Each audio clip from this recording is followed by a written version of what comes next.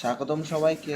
আজকে আবারও চলে আসলাম আপনাদের মাঝে চলার অযোগ্য একটি মোটরসাইকেলকে কি করে ব্র্যান্ড নিউ করা যায় তাই আজকে দেখাবো। তো স্ক্রিনে অবশ্য দেখতে পাচ্ছেন যে একটি মোটরসাইকেল, যেটা কেউ বলবে না যে এটা চালানো যোগ্য বা এটি ঠিক করা যাবে কিনা। তো মোটরসাইকেলটিকে আমরা প্রথমে নেওয়ার পর মোটরসাইকেলের যেই নাট বোল্ট হাবিজাবি আছে সবগুলোকে খুলে নেই সাবধানতার সাথে।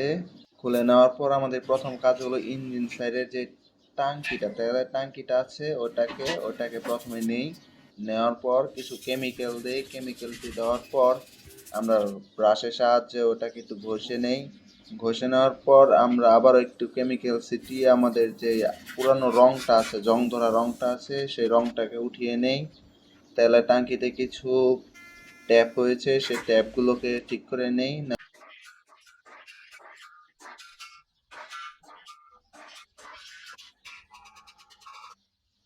তারপর আমরা কিছু কেমিক্যাল লিকুইড ইউজ করি, যেটি দ্বারা আমাদের যে ট্যাঙ্কির মধ্যে ময়লা আবর্জনা আছে সেইগুলোকে সুন্দরভাবে পরিষ্কার করা হয়ে যাবে।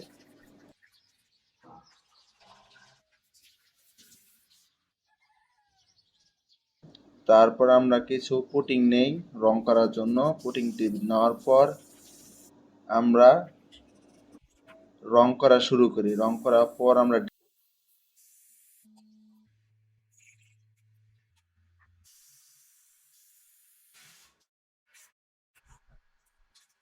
লাল কালারের রং ইউজ করি। রং দেওয়ার পর আমরা সুন্দরভাবে এটাকে ব্রাশ করে নিই, যাতে করে রংটা একবারে ঝকঝকা ফকফকা হয়ে যায়।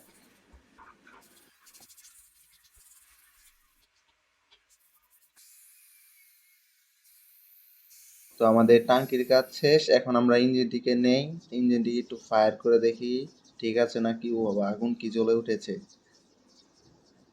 ইঞ্জিনের নাট বল্টুগুলোকে একইভাবে খুলে নেই। খুলে নেওয়ার পর ইঞ্জিনের যে পার্টসগুলো আছে সেইগুলোকে সুন্দর করে আলাদা করে নেই।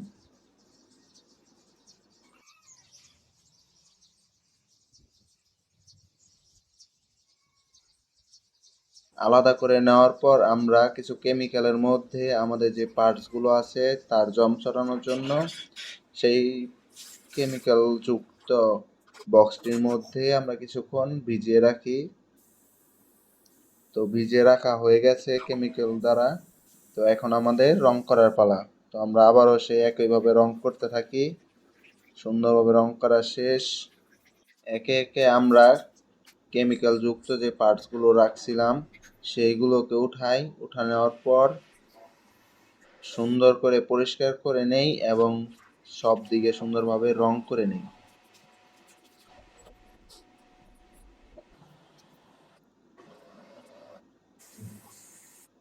রং করে নেওয়ার পর আমাদের যে কাটমাট যা আছে সেইগুলোকে আমরা সুন্দর করে ছাটকাট করে আবারও নতুন একটি রূপ দেই।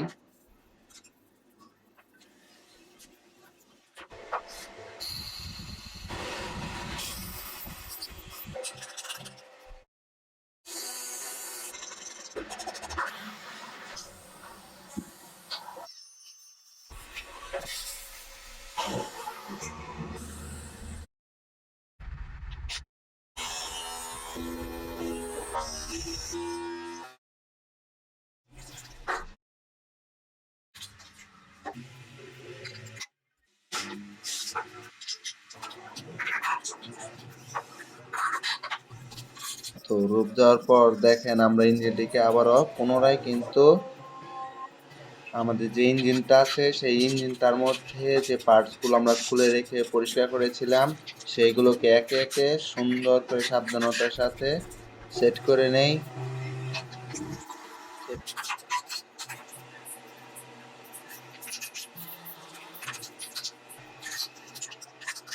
সব পার্টসগুলো সেট করা হয়ে গেলে এখন আমরা ইঞ্জিনটিকে পুনরায় সেট আপ করে নেই।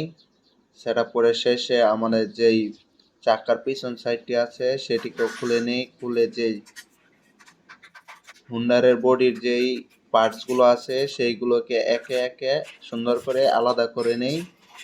আলাদা করে নেওয়ার পর আমাদের যে জং ধরা রঙগুলো আছে পার্টসগুলোর মধ্যে সেইগুলোকে কেমিক্যাল দ্বারা সুন্দরভাবে আলাদা করে নেই। আলাদা করে নেওয়ার পর আমরা কিছু কালো রং নিই, কালো রং নিয়ে সে পার্টসগুলোর মধ্যে সুন্দরভাবে দিয়ে দেই। দেওয়ার পর যে ভাঙ্গা চূড়া আছে তার মধ্যে আমরা একটু ঝালাই করে নিই। ঝালাই করে নেওয়ার পর পুনরায় আমরা প্রতিটা পার্টসকে সুন্দরভাবে জংগুলো ছুটিয়ে সেইগুলোকে রং করে নেই একে একে। রং করে নেওয়া শেষ। এখন আমরা মাঠগাটটিও একটি সুন্দর সাইজ করে নেই।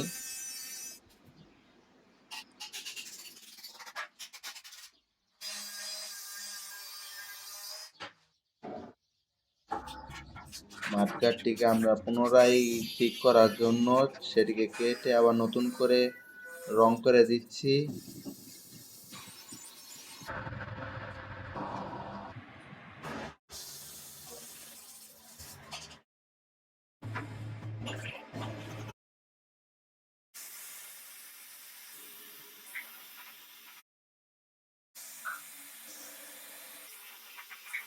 তো রং করার জন্য আমরা কিছু সাইড দিয়ে টেপ ইউজ করেছি যাতে করে আমরা মাঝখানে একটি লাল বর্ডার দিতে পারি। তো রং করা শেষ। আমরা কিছু কেমিক্যাল দিয়ে রংটিকে সুন্দরভাবে পালিশ করে দিচ্ছি যাতে করে আমাদের রংটাকে সুন্দরভাবে ফুটে ওঠে। তো এখন আমরা কিছু স্প্রিং, আমাদের যেই পিছনে সামনে যেই ব্যালেন্সিং স্প্রিংগুলো ইউজ করা হয় সেই স্প্রিংগুলোকে আমরা সুন্দরভাবে ঠিক করে নিলাম। নেওয়ার পর আমরা ট্যাঙ্কির উপরের সাইডটি, পিছনের সিটের সাইডটি সবগুলোকে সুন্দর করে পরিষ্কার করে রং করে নিলাম।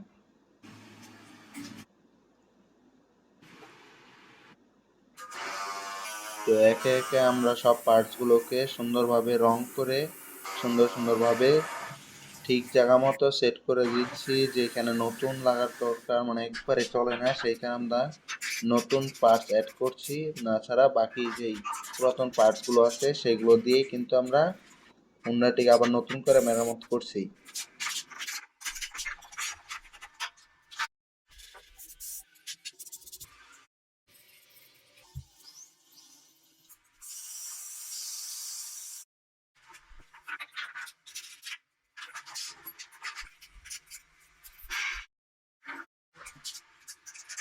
তো সব কিছু শেষ। আমাদের হুন্ডারের নিচের সাইডটাও কিন্তু প্রায় কমপ্লিট, সব দিকে মোটামুটি সুন্দরভাবে কমপ্লিট হয়ে গেছে।